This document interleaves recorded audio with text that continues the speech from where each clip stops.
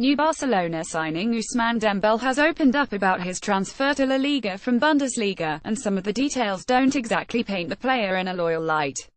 The 20-year-old admitted that he created excuses to skip Dortmund training to get the move he wanted. "I knew I had to have patience," Dembele told Spanish outlet Sport. "I decided to stop going training.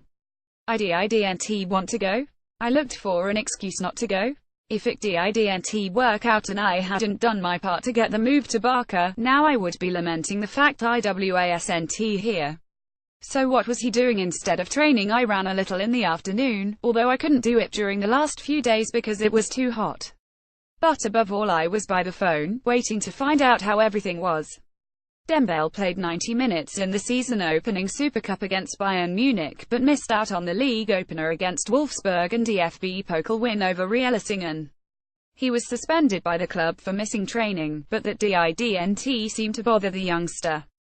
The French international was hesitant to join Barcelona a year ago when they came knocking, knowing there was no room in the team, and instead joined Dortmund from Stade Rennais for just $16 million.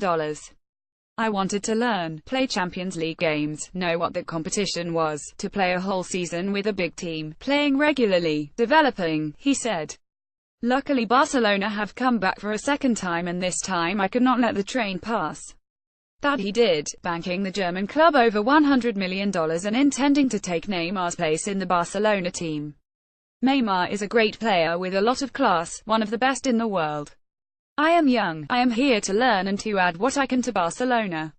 Follow at _Bonfire England head coach Gareth Southgate says Harry Kane continually compares himself to Lionel Messi's and Cristiano Ronaldo's goal tallies, and believes he can reach those heights.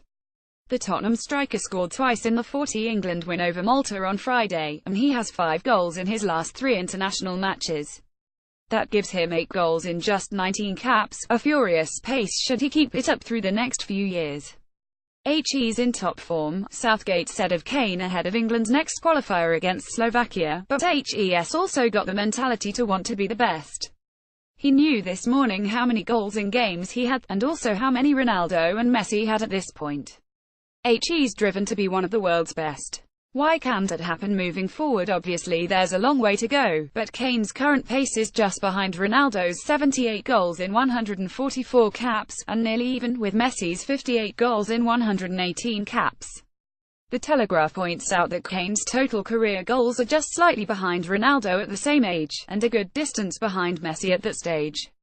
According to Southgate, Kane knows all the numbers, international and overall, and at his young age, he could have a long, productive career ahead. "We're still talking about a 24-year-old, so there's still much more to come from him." Alan Shearer was 2,526 when he was top scorer in Euro 96. Harry is still in the early stages of his career, but was top scorer in the league 2 years running and is in a really good place. Kane will also only go as far as his team will take him. In Shearer's days, England was at the top of the world rankings and reaching the latter stages of tournaments, allowing him more games to reach milestones.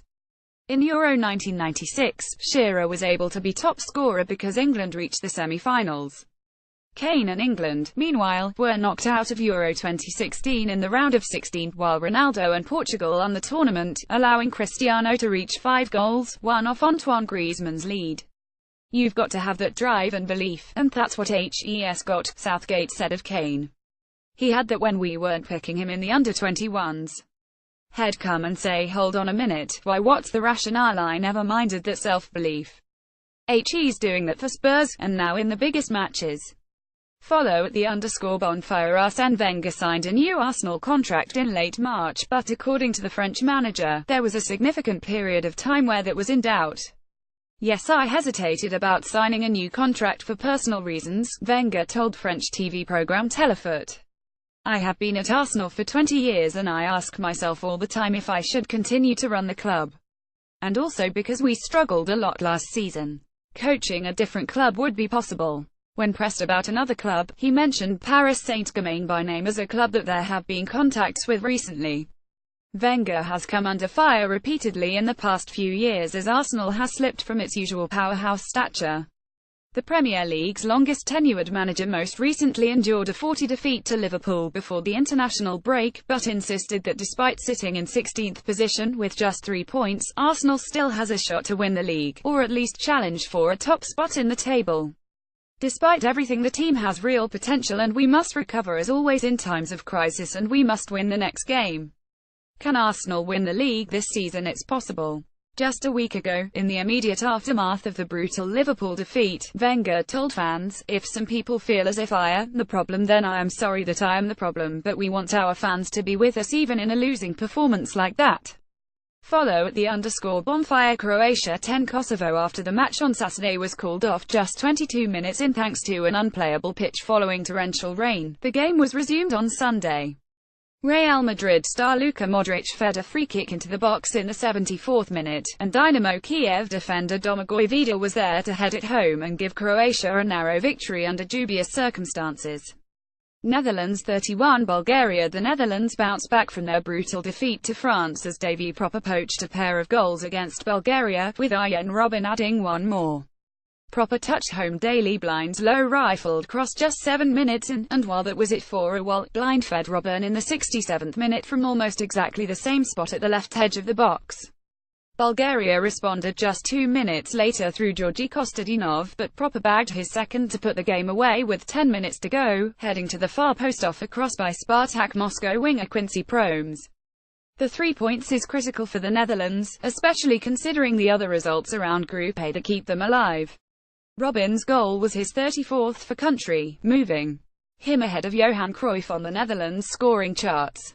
France 0-0 Luxembourg. Easily the most stunning result of the day, a full-strength France squad was held at home by Group A basement dwellers Luxembourg in a result that not only keeps the Netherlands alive, but also releases France's chokehold on Group A, leaving them just 1 point in front of Sweden and 4 ahead of the Netherlands.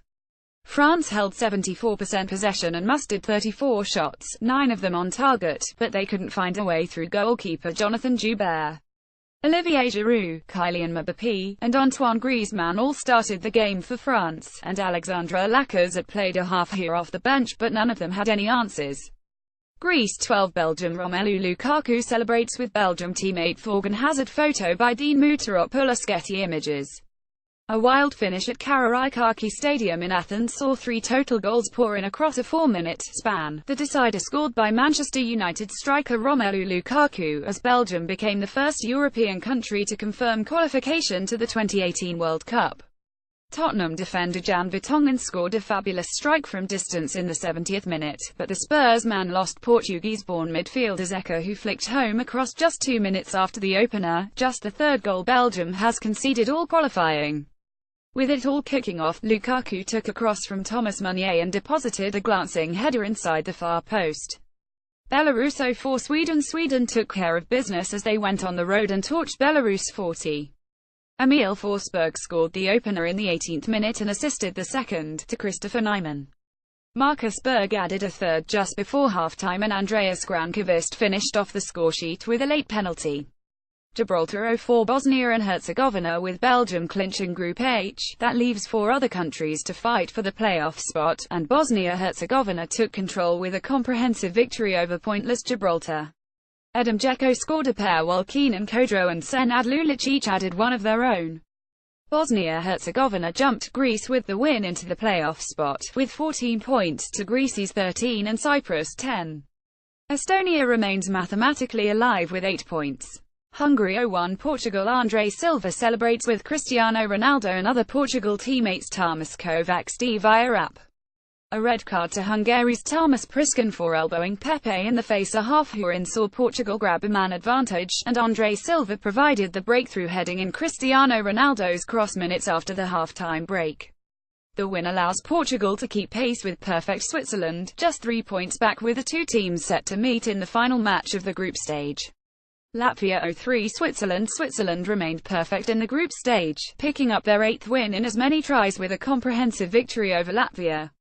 An own goal put Switzerland ahead 9 minutes in, and while Blerem Jamili missed a penalty past the half-hour mark, he made them ends just after half-time for a 20 lead, and Ricardo Rodriguez wrapped things up from the spot before an hour had gone by. Faroe Islands 10 Andorra. These two sides have already been eliminated, but the Faroe Islands picked up their second win of qualification thanks to a goal by Norwegian top-flight winger Gilly Sorensen in the 31st minute. Estonia 10 Cyprus. Estonia kept its hopes barely alive and entered those of Cyprus in dramatic fashion, with a stoppage-time half-volley from Fulham youth product Matthias Kite 2 minutes past the 90.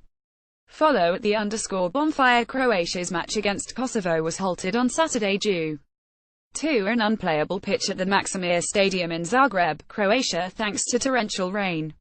As conditions improved, the match was picked up the following day, with Croatia winning 10. But according to Croatian star Luka Modric, that's not the whole story. The Real Madrid midfielder says the team did not learn of the rescheduled match until the following morning, giving the team no chance to ready their bodies to play again the next day.